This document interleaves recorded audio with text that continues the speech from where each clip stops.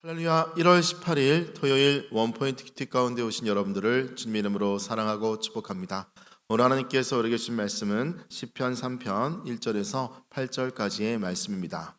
시편 3편 1절에서 8절까지의 말씀 다 같이 한 목소리로 함께 읽도록 하겠습니다.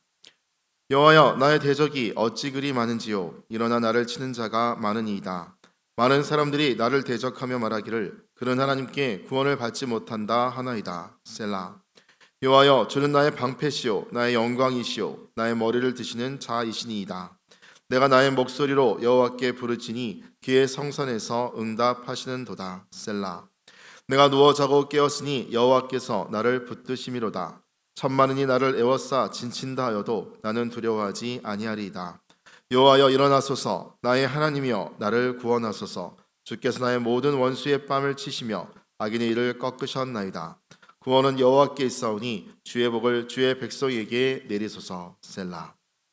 이 시간 구원은 여호와께 있사오니 라는 제목으로 담임 목사님께서 큐티 인도해 주시겠습니다. 할렐루야.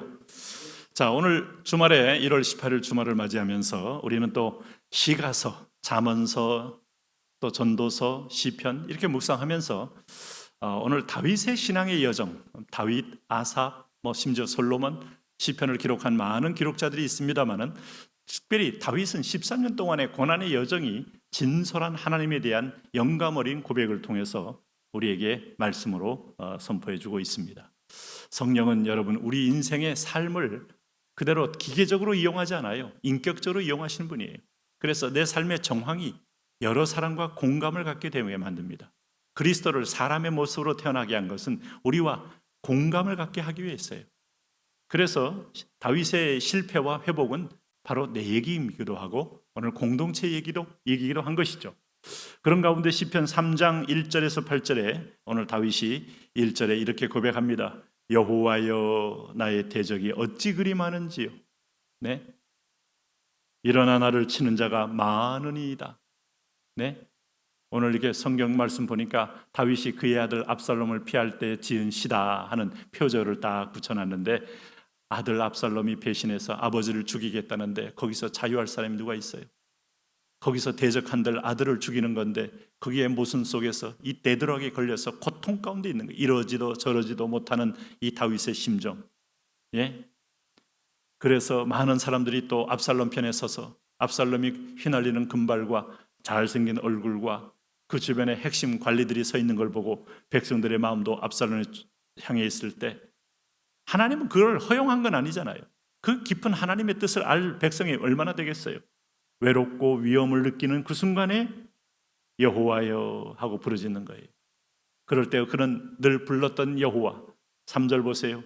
여호와여, 주는 나의 방패시요 나의 영광이시요 나의 머리를 드시는 자이시니이다. 이제까지 나를 14년 동안 인도해온 하나님의 도우심을 그는 기억하며 부르는 거예요. 그러므로 이 아들의 반란 가운데도 하나님은 나의 방패가 되고 나의 영광이 되고 나의 머리를 드시는 자이심을 믿습니다. 왜냐하면 여전히 내가 죄 가운데 있는 게 아니고 힘이 주의 하나님의 인정을 받아 회복된 자리에 왔기에 그는 이런 고백을 하는 것이죠. 내가 나의 목소리로 여호와께 부르짖으니 그의 성산에서 응답하시는도다. 이스라엘과 한국의 특징은 산이 많다는 거예요. 산이. 이스라엘 산들은 나무가 없다는 거고 한국은 잘 조림도 하고 해서 나무가 많은 우거진 산이 되었다는 거죠.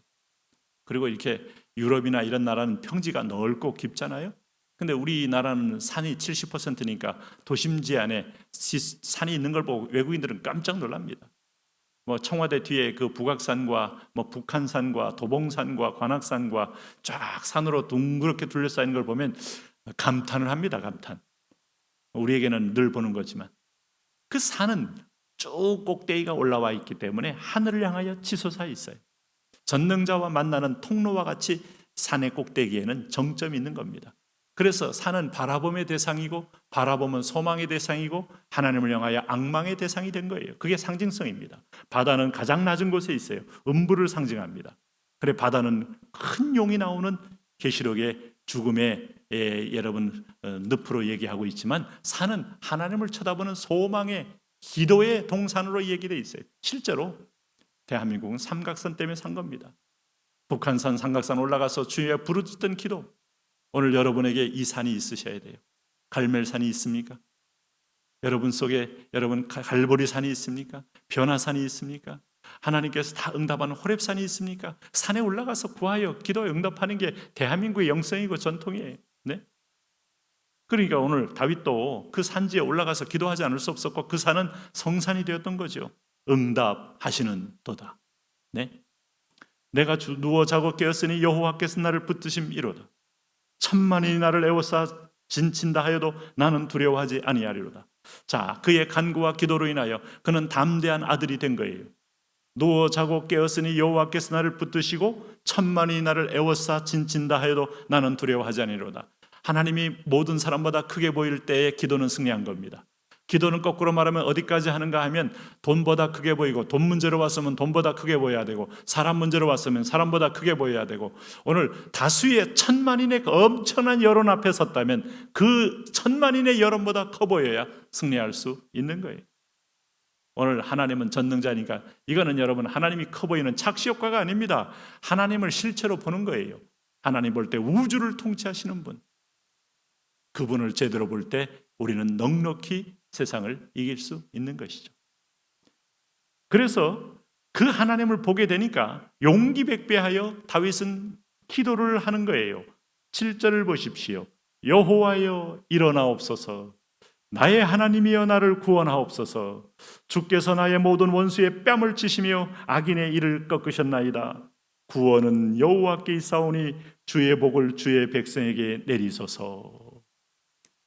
나를 치는 자가 많아서 위축되고 두렵고 피난 가고 도망가야 할 위치에 있다가 그는 성산에 올라가서 기도하는 순간에 응답을 받고 그는 표현이 달라지고 고백이 달라지고 있어요.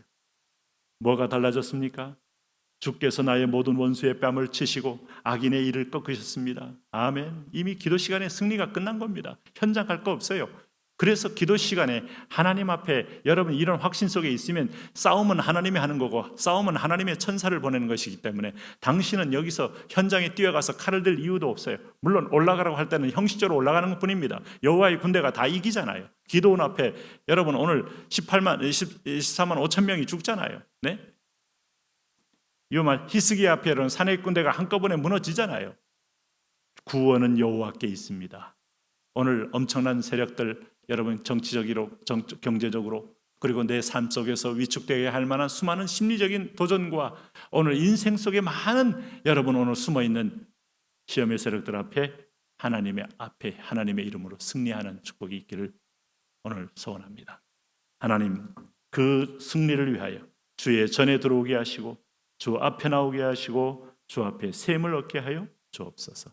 예수님 이름으로 기도합니다. 아멘.